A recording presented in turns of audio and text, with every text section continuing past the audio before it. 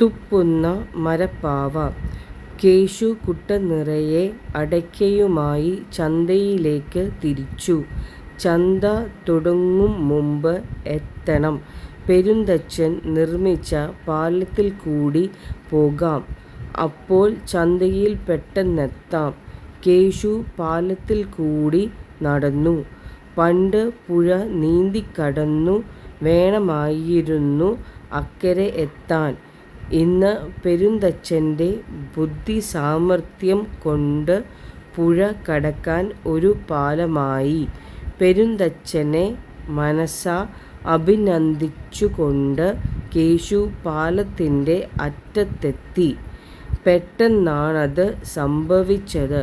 പുഴയിൽ നിന്ന് ഒരു പാവ പൊങ്ങിവരുന്നു. കേശുവിൻ്റെ മുഖത്തിനു നേരെ വന്ന് ഒരു തുപ്പ്.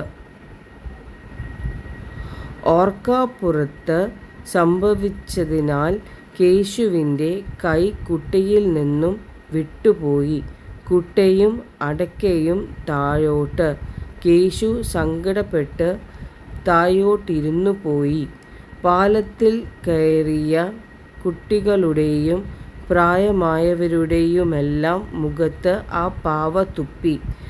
വരരുച്ചിയുടെ പുത്രനായ പെരുന്തച്ചൻ്റെ കരവിരുത്താണ് ആ പാവ എന്ന് എല്ലാവർക്കും മനസ്സിലായി. ഇതെല്ലാം കണ്ടുനിന്ന മറ്റൊരാൾ അവിടെയുണ്ടായിരുന്നു. മറ്റാരുമല്ല, പെരുന്തച്ചൻ്റെ മകൻ തന്നെ. അവൻ പാലത്തിലെത്തി പാവയെ എങ്ങനെയാണ് ഘടിപ്പിക്കുന്നതെന്ന് മനസ്സിലാക്കി. ആളുകൾ പാലത്തിൽ കയറുമ്പോൾ പാവ പാലത്തിൻ്റെ കീഴോട്ട് താഴും. ആള് പാലത്തിൻ്റെ നടുവിലെത്തുമ്പോൾ പാവ വെള്ളത്തിൽ മുങ്ങും. അങ്ങേയറ്റത്ത് ചെല്ലുമ്പോൾ പാവ മുഖത്ത് തുപ്പും. മകൻ്റെ മുഖത്ത് ഒരു മന്ദഹാസം വിടർന്നു. പിറ്റേ ദിവസം ആളുകൾ പെരുന്തച്ചനെ നോക്കി ചിരിച്ചു. എല്ലാവരും തന്നെ നോക്കി എന്തിനാണ് ചിരിക്കുന്നതെന്ന് പെരുന്തച്ചന് മനസ്സിലായില്ല. കുറച്ചു ദിവസമായി തൻ്റെ മരപ്പാവ ഇവരുടെ മുഖത്ത് തുപ്പുന്നതുകൊണ്ട് എല്ലാവരും തന്നെ കാണുമ്പോൾ പരാതി പറയുകയാണ് ചെയ്യുന്നത്. ഇന്ന് ഇവർക്കെന്തു പറ്റി? തൻ്റെ പാവയ്ക്ക് എന്തെങ്കിലും പറ്റിയോ? പെരുന്തച്ചൻ പാലത്തിൻ്റെ അടുത്തെത്തി നടന്നു തുടങ്ങി. മറ്റേ അറ്റത്തെത്തിയപ്പോൾ അത് സംഭവിച്ചു.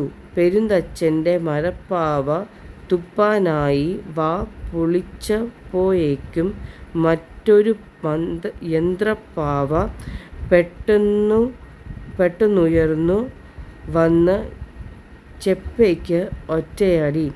അപ്പോൾ തുപ്പുന്ന പാവയുടെ മുഖം പുഴയിലേക്ക് തിരിയും. വെള്ളം പുഴയിലേക്ക് തന്നെ വീഴും. ഇതാരുടെ ബുദ്ധിയാണെന്ന് പെരുന്തച്ചനു മനസ്സിലായി. അദ്ദേഹം മകൻ്റെ സാമർത്ഥ്യത്തെക്കുറിച്ച് ഓർത്ത് സന്തോഷിച്ചു.